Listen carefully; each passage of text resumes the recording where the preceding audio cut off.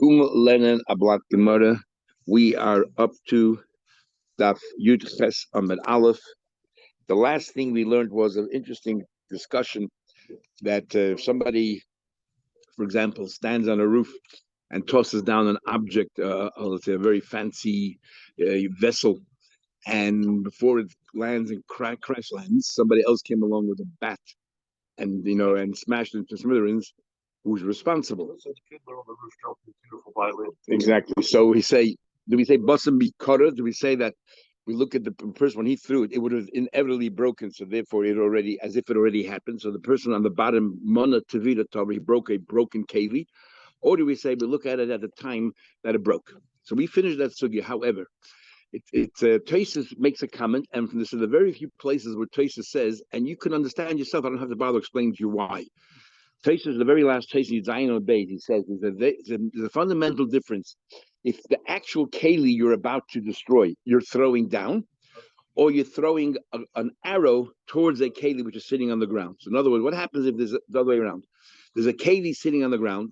Reuben is on top of the house, and he takes a bow and arrow, and he aims it at this keli, and the arrow is going directly to the keli. It's about to break it, and then somebody comes along with a bat and breaks the keli before the arrow hits it. Says Tosfos, that's very different. That's very different.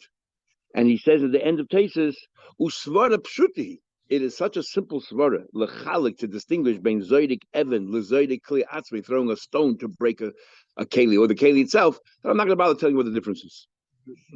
Very interesting. So first of all, before we get to the Tosfos, the way we learn Pshat in Gemara is the way everybody learns, except the Ramban. The Ramban learns exactly the opposite of what we learned. The way we learned is that the guy on top, as soon as he threw the keli, it's as if it broke already, because it's going to break in 5 seconds. So we treat it legally as if it broke already. The Ramban, and they did for the guy on the bottom, broke a broken keli. Says the Ramban, pum fakert. He says, look in the words of the Gemara. Rabbah said that the second guy is potter. Rabbah does not say that the first guy is chayiv. He says if everyone else is right, that the guy on top is the one who broke the keli, even though someone else came with a bat, then what the Rabbah should have said is the guy who threw it is the one who's liable. He doesn't say that at all. He says the guy on the bottom is potter. So you know what the Ramban says? The guy on top for sure is potter. He didn't do anything. He didn't break it. Why should he be chayiv? The guy in the bottom is also potter. Why is the guy in the bottom potter if he's the one who broke it? Because if you were to try to sell it that second when he came along with a bat, which you know that in 5 seconds there won't be anything left, what value does it have? Nil. So he broke something with nil value. So in other words, it's not like Bosam Mikara Zlina Fakert. We look at it now. But what is it now? It has no value. Pum Fakert. It's like lateral thinking. Pum Fakert. All the way you normally pshat. But then getting back to Tosfos, where Tosfos makes that distinction, which most of the Rishonim say. So the Tosfos Choshen, the Simon Tzaddik, points out that there are a number of Rishonim who actually disagree with Tosfos. First, he brings a rush, but there's a famous Mukha Yosef, which we'll talk more about when we get there in a few days, where the Mukha Yosef asks an interesting question. If you hold that your fire is like your force, which the Gemara will have, she asks the question. So when you're lighting a fire, it's your force that's continuously lighting the fire. So he asks the question. The Mukha Yosef asks a question. How can you, how can you go ahead and light Shabbos candles? You're burning on Shabbos. You're lighting because it's your force that's continuing, to propel it, that's making it burn. Says Mukha Yosef, the moment you lit it, the fire, it's as if it already happened. It all burnt already on Friday. Now that opens a Pandora's box with Hanukkah, which we'll talk about next week. But that's what Yosef says. Yep. But the thing is, the Gemara, exactly. We'll talk about that when we get to the Chiddush Yudim's question.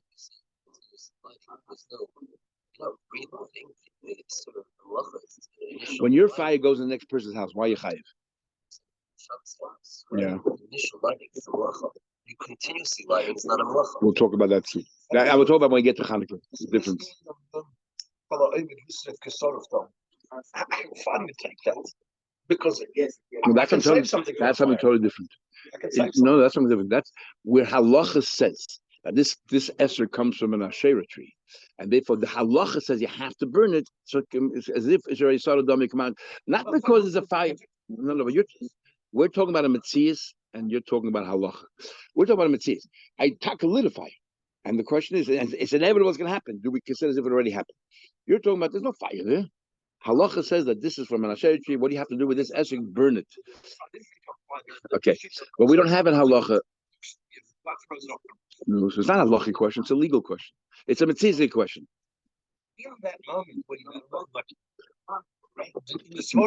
You have no relationship with that thing after it left your hand. So why are you chayiv? So let's see over this. But in the case where apiteva it should happen. Why you chayiv? You chayiv because as if you're still holding on to this thing until it gets to the thing. If you remember, you also had a similar distinction in Ksubas the Flamanal, the difference if you on Shabbos if you throw something or if you're walking with you're walking with it 4 amas. Because by throwing on Shabbos, the moment it left your reshus, it's as if it all happened because you have no connection with it afterwards. Yeah, but that's not really what. That's a different issue. They were talking about if it goes from okay, we're putting too many issues together. But let's go back here. Says the Chesachoshen. So we see from the Mukiyez's question, there the Gemara says fire is like an arrow. And yet the Mukiyez's question is, and the Mukiyez's answer is as if it all happened in the beginning. Taisa just said there's a big difference if you throw an arrow or if you're throwing the object itself.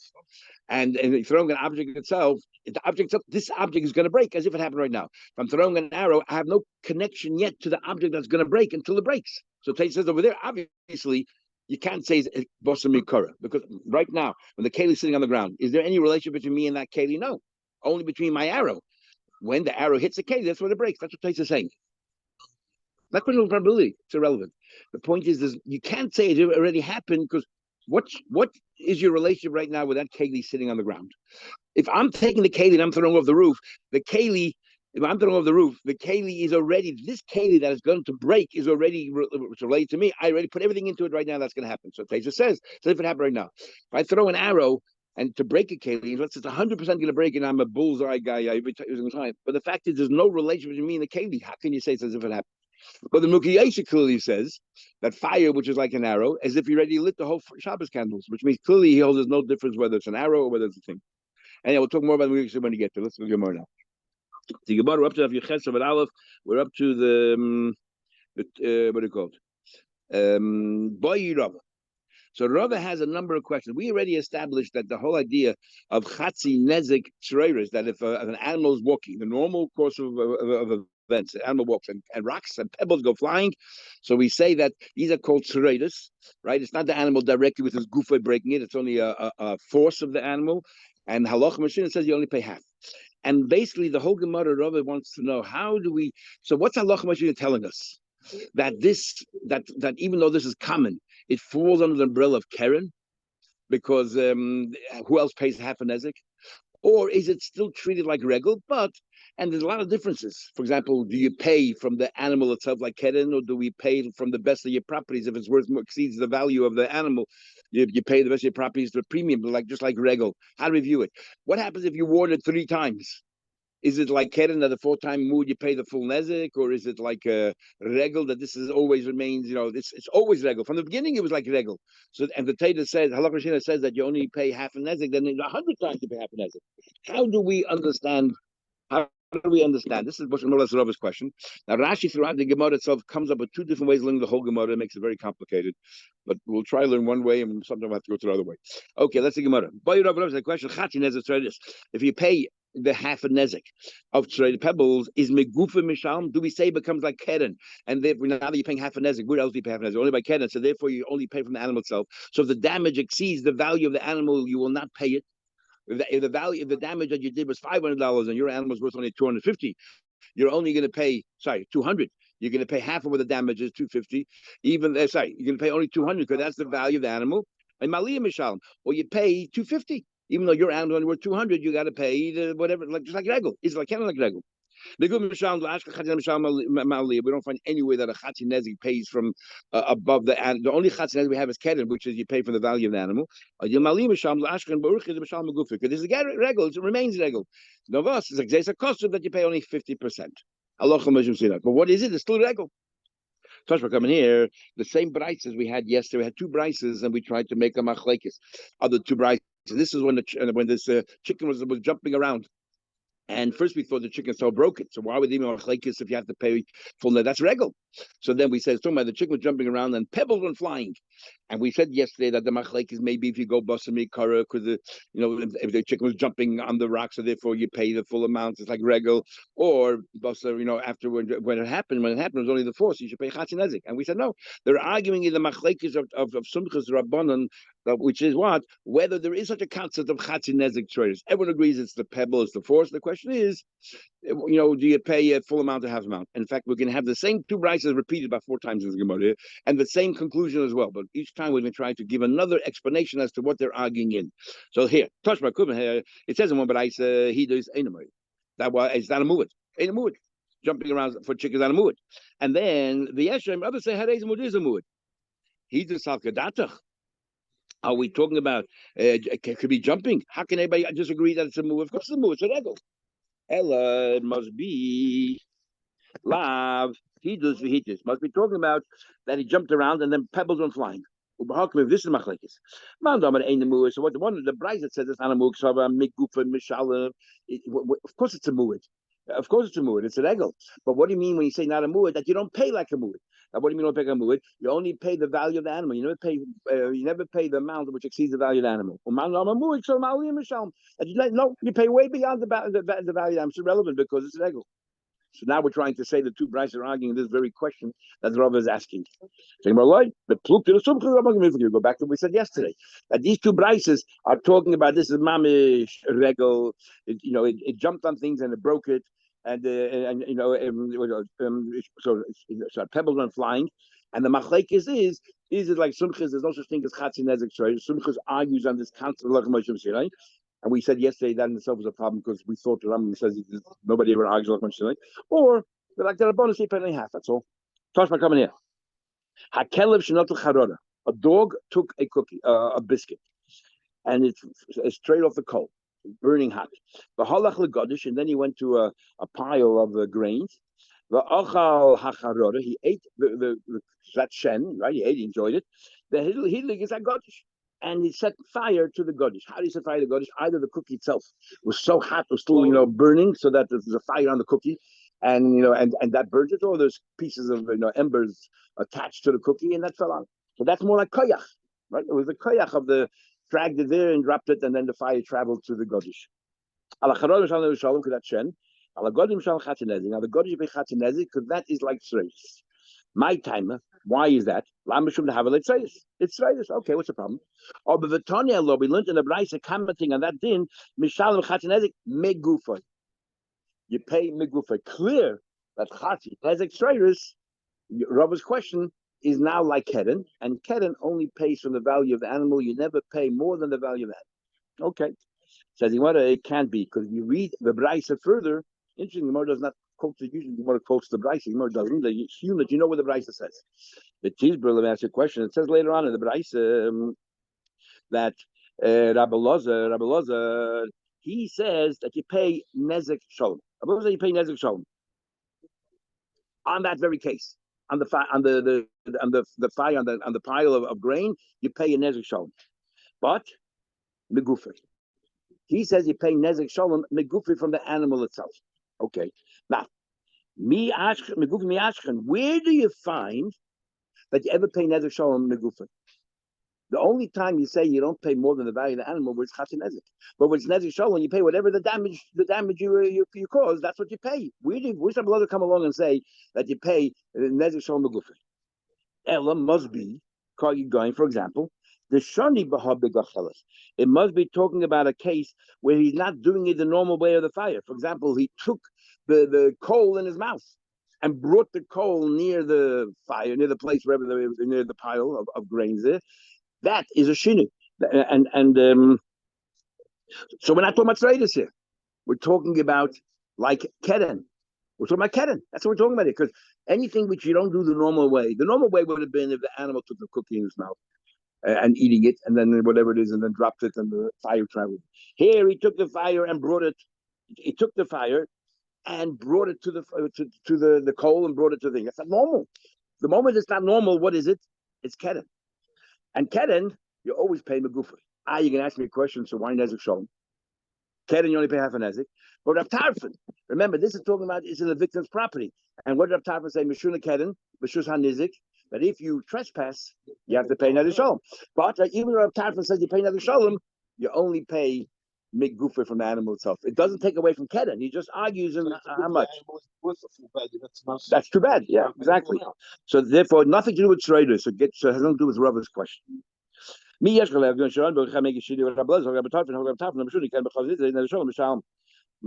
talking about. So nothing. So what do you bring that eye from here? And you have no choice. You have to say it has nothing to do with the Rabba, because otherwise, try to explain to me Rabbi Lazar who says that you pay Nezek Shalom Migufay. Give me a precedent that you pay Nezek Shalom Migufay. No such precedent, unless it's Keren according to Tav. And why would it be Keren? Because you made a shitty. I could bring that eye to Rabba. You want to know my time will go to Tav. Why do you want to say some Tav?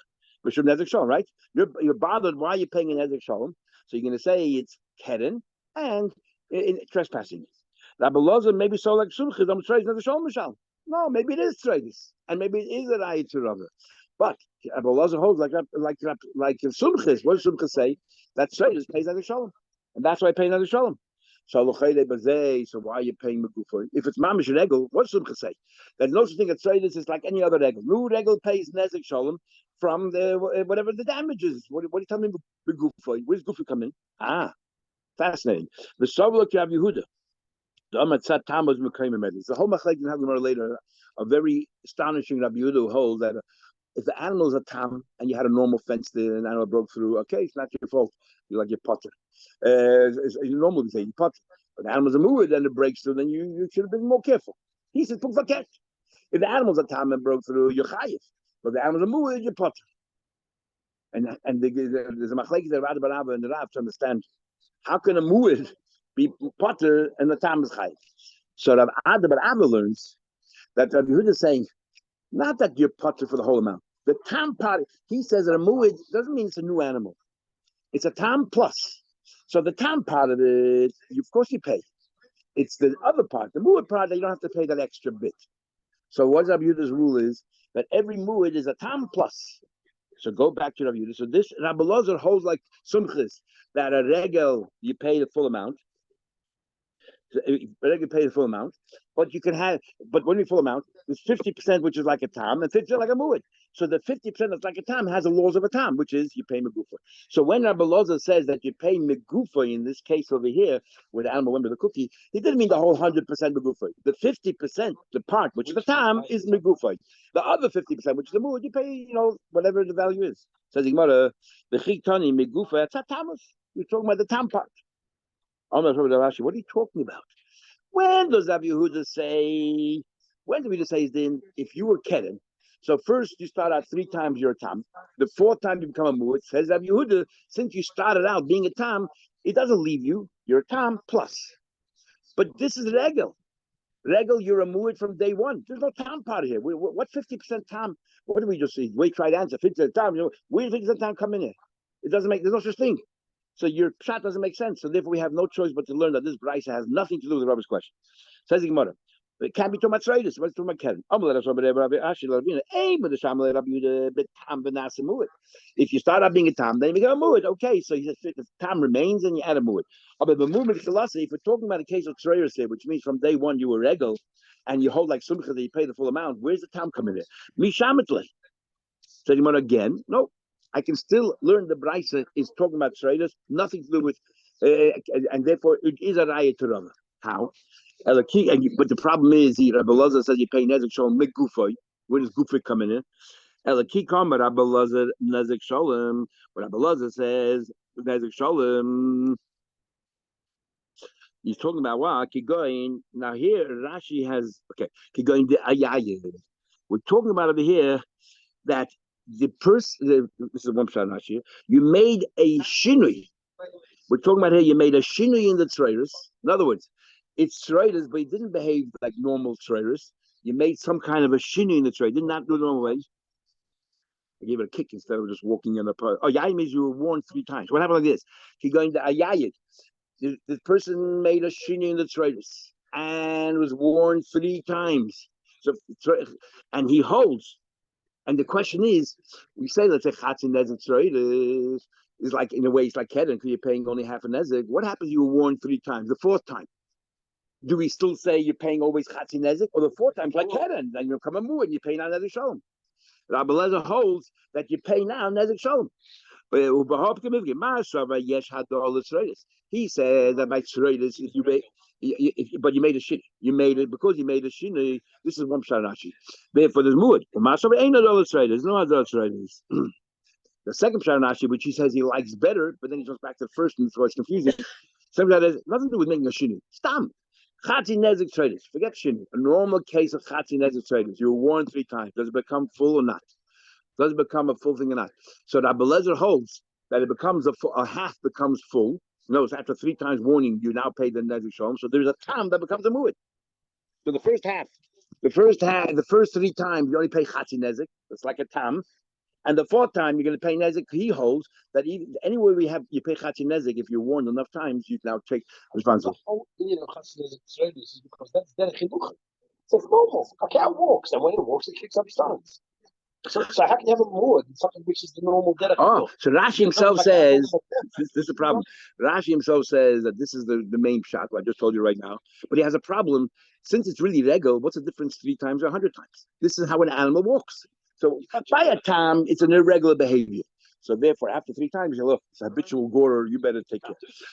Every animal walks around with rock go flying. What are you warning in? What changed the 5th time over the 2nd time? He has a problem, but he said that's how my Rebbe's learned. That's the main shot. Pesa then tries to explain the Rashi's 2nd shot how it works and everything else. But that's the halach itself. The 4th time you warn, you become, since it's like Kedin. The halach is that it becomes like Kedin in this respect that in the 4th time the whole thing doesn't make sense. No, because he's saying the whole thing is halacha mashina, which means it's not a logical thing. So the halacha mashina says that the first 3 times you're like Kedin, you pay 50%, and the 4th time you're like Kedin, that now you're full price. What's the swara? No swara. That's halacha mashina. That's how someone will learn. It's indirect damage. It just keeps happening. Yeah, but every animal walks. What's the damage? There has to be a second thing that has to happen. It doesn't always happen. Somebody's near you, and he's walking right by you. It can't be the shusarabim because there's no nezek by shusarab. No, there's no regel by shusarab. It can only be in the victim's place. You're walking in the victim's place. An animal walks, rocks go flying. That's how it is. You can't. There's nothing you could do. Not always going to hit something. So he's a shlamazel. It keeps happening to him. So that's a swara. So you got to be more careful what's around you, especially in the victim's. No, you're saying it. You're trespassing. Remember, you're trespassing. Yeah, but he's saying here the whole din of traders is only in the victim's property. So when it's not in the public place. So in the victim's property, when you take your animal, make sure there's nothing around. Maybe that's an interesting swara. Okay, so now we'll continue learning Rashi like Rashi's 2nd shot, but sometime I have to go to his 1st shot. Says the Gemara now. In fact, so why did Rabbi have a question? Yes, have let's learn the second way, which is 3 times after you did tzroida, do you become a muad or not? You're telling me now that's a machlek rabbanon Abelezer. So what's the question? Doesn't matter how many times you only pay chatzi nezek forevermore. And Abelezer says the 4th time you pay full amount, but Megufa the 50% that you originally used. Megufa, then afterwards you come Maliyah. So what's the Rabba's question? Rabba said, I'm now. You're right. This particular Rabban Abelezer, they all agree that they're not arguing in the fundamentals of the Rabbanan and Sumchas. But I'm arguing the Rabban who argue with Sumchas, and they hold the Chatzi Nezek Tzreidos. You only pay half a Nezek. I want to know according to them. What happens? He did it 3 times. I'm talking about the Rabbanan who argue with Sumchas.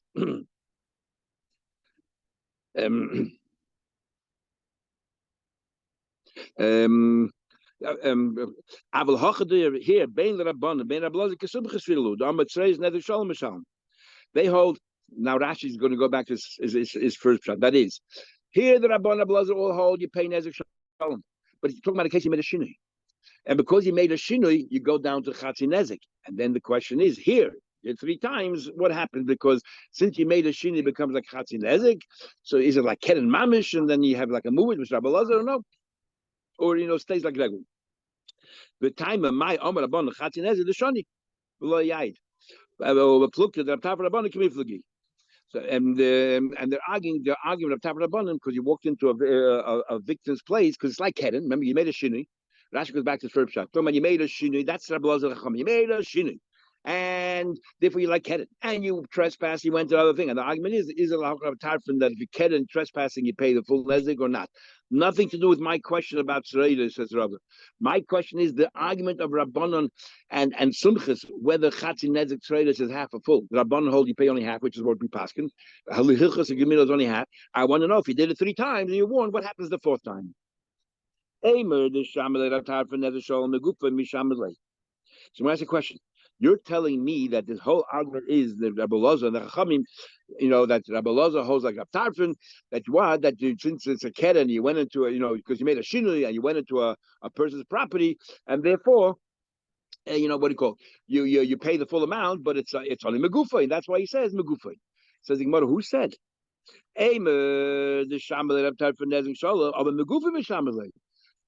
Once a tarfin says that if you trespass and you go into the other person's property, you pay the full nezik. If it's a full nezik, you pay the full value of the damage. You're telling me that why did Rabbi Lazar say megufay, nothing to do with traders? He made a shinui, it's keren, but he holds like a tarfin when you trespass in the victim's property, you pay the full amount, but megufay. Who told you that tarfin holds megufay? The tarfin saying you pay the full amount means you're like a muad. The very first time you're like a muad, and you pay from whatever the damage is. Second in yes. Rab Tarfon holds you pay Megufa because it's still ketted. It's still the first 3 times. So why you make you pay the full amount? Where does Rab Tarfon learn to hold in? Rab Tarfon says, Madach Keren, which is so strict. The Shem Regel you don't pay in a public place. Keren you pay in a public place in the Shusarabim. So surely in the Shusanizik you should be like Shem Regel and pay the full amount because Keren is stricter than Shem Regel. So therefore, since you're learning from Keren in Shus Rabim, what's it then by Keren in Shus Rabim? The first 3 times you only pay Megufoy.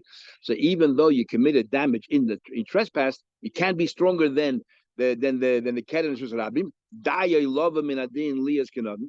Anything you learn from a Kal V'Chaymer, the Chomer, the stricter one, cannot be any stricter than the lenient one. And since the lenient one, since the Keren in Shus Rabim, you pay for the value of the animal, you never pay the price if it exceeds the value of the animal the first 3 times. Same thing when you trespass in the Shus Nizir, Tarma says you pay only Megufay. Da, you love Nizir Kenadin. So what are we talking about? So how much do you pay Keren in Shus Rabim? 50%. If this rule is correct, that when you have a Kal V'Chaymer, you cannot exceed whatever you pay in the Shus Rabim, so then in trespassing you shouldn't pay more than 50%. Because you're learning from Keren and Shus Rabim, so it should be like Keren and Shus Rabim, just like Megufay we're learning from the Shus Rabim. So too, 50%, not 100%. But he obviously doesn't hold to this principle of Daya, obviously because he's learning in trespassing you pay 100%. So you got a very important rule. Sometimes we say Daya and sometimes we don't say Daya. If the Daya completely repudiates the Kal V'Chaymer, then we don't say Daya. So for example, this Keren, to tell me that Keren, if you trespass, you pay 50%. I don't need Kal V'Chaymer. Shevaregel, you pay in a private property. Why shouldn't you pay for Keren? Or why not? By Shevaregel, you don't pay in a public because the Torah says clearly, we have a pasuk. Keren not in the pasuk. What's the difference where you damage? You cause damage, you got to pay. So Keren, there's no pasuk telling us either way. So wherever you are, you pay. So what's the point of the Kal V'Chaymer? It has to tell you something new. The only new thing is that when you trespass, don't pay 50 like normal Keren. Pay like Shem Regel, pay 100%. So there, if you're going to tell me, what's that? With Dayoy, you're learning from a Keren Shus Rabim, you can't say Dayoy, because then if you have Dayoy, there's no Kal V'Chaymer anymore. What do I need a Kal V'Chaymer? Tell me 50%. But Megufay, even if I reject the Ali and I say, look, you only pay from the value of the animal, I still have a Kal V'Chaymer to tell me you pay 100%. Then I will employ Dayoy. So Kila said Dayoy, then we have Dayoy. And that's so. Therefore, again, we have no support.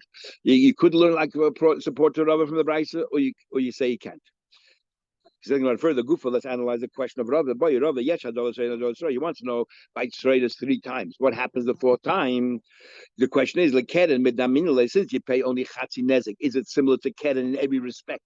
That after 3 times you become full? Or maybe even though the Torah said, Halach Mashina says you pay only 50%, it's still like Keren, but legally it's exactly like Regel. And by Regel, it makes no difference the first time or the 10th time. Tashma, same two brises. He does the chicken jumping around, ain't a muad, it's not a muad. Veshaim, another opinion says, how is a muad? He does jumping around, like that. How can be an argument? Of course, it's a regal. Ella, he does vihitis. He jumped around and pebbles went flying. My love, he's not talking about. So what's the argument here? Keep going to Arbat Lasazimna. You did it 3 times. And now the question is, muad means you pay the full amount. So the question is, the 4th time, are you a muad? In other words, does things change that even though it's straight, instead of paying 50%, you pay the full amount or not? This is the argument. One of them says, yes, there is hada, there's warning, you become a muad, even though it's regal. And you do this every single day, doesn't matter. After 3 times, you should be more vigilant, and we'll use chayim svara because in the private property, you should make sure there's nothing around, surrounding. So that's his response to Rabbi's question. Say, well, no, we're talking about the very first time. These 2 brides the first time. So what are they arguing? How many times we have this already? That they're arguing in the argument of, it must be a conversation in different yeshivas. They're arguing in the machlekes of sumchas and rabbanon, whether you pay full nezik by tzreiros or only half. If an animal goes ahead and lays dung or excrement on top of dough, Rabbi Yehuda says, Mishalom nezik shalom. Rabbi Yehuda says, you pay the full amount. And Rabbi Loza says, Chati nezik. What's the argument over here? Now, the galim is not the animal itself shoving, it's the force of the animal. It came out of the animal, separated from the animal. That's like a force. Remember, we learned yesterday that things are attached to the animal while it's attached. But once it separates from the animal, it's like a force. It's like a kayach. It's rightus. Exactly, it's rightus. And Rabbi Loza says, Chati nezik. What's the argument? What are they arguing? My love, isn't it? He did it 3 times, and now the 4th time. The question is there a mood you paid full or not?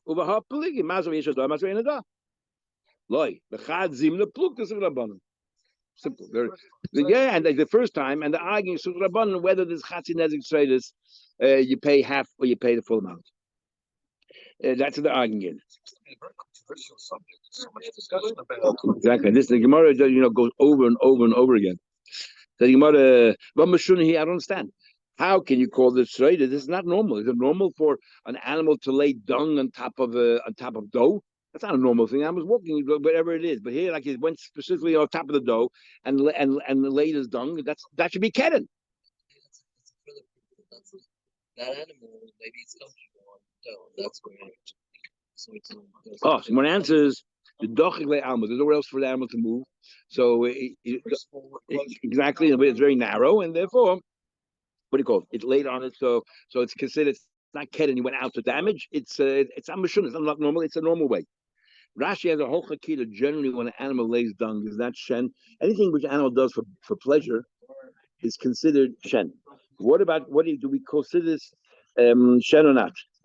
So one pshat in Rashi is that no, that laying galim is not shen. It's more straightest. It is straightest because it left the animal. Shen is when the animal consumes, or the animal body, and that this also doesn't know when it lays dung has know. But it left the body.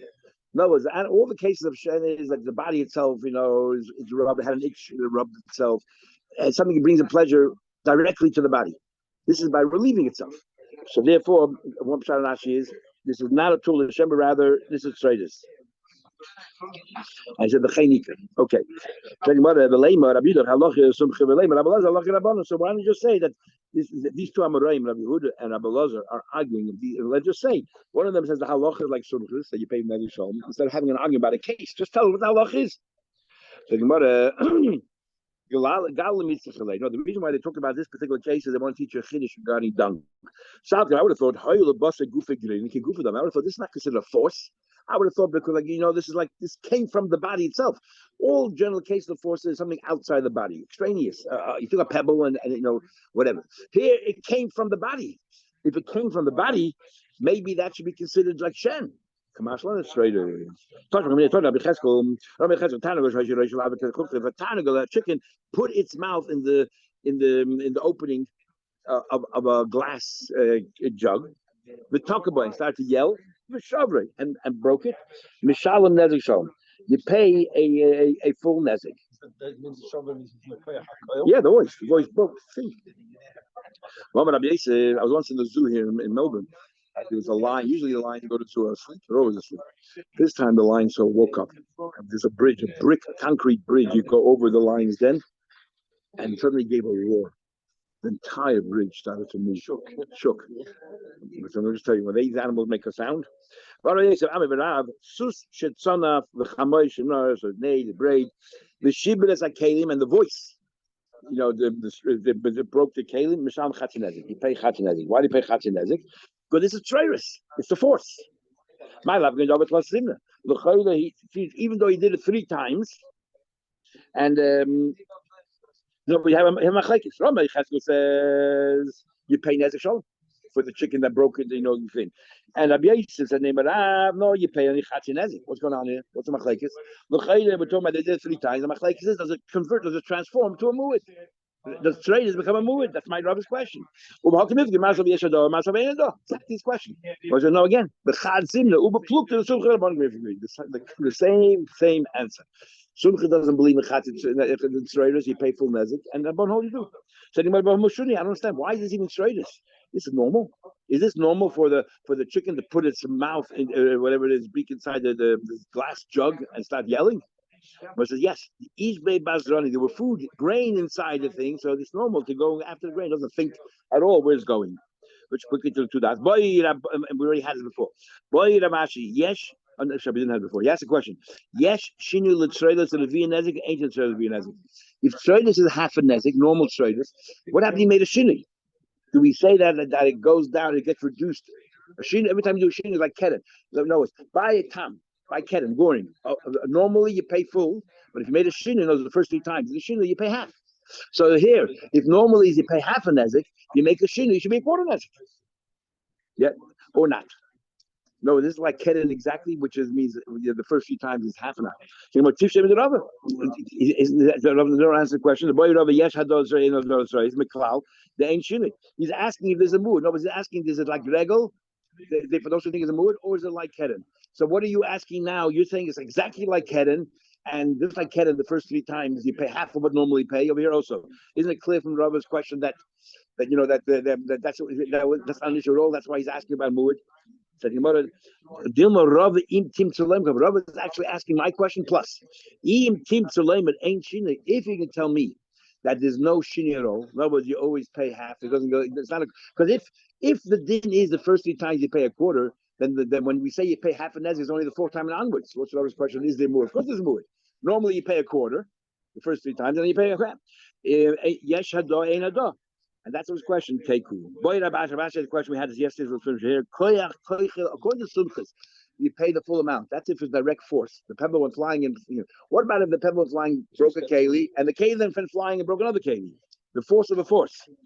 Is it like the force? You pay the full amount. Does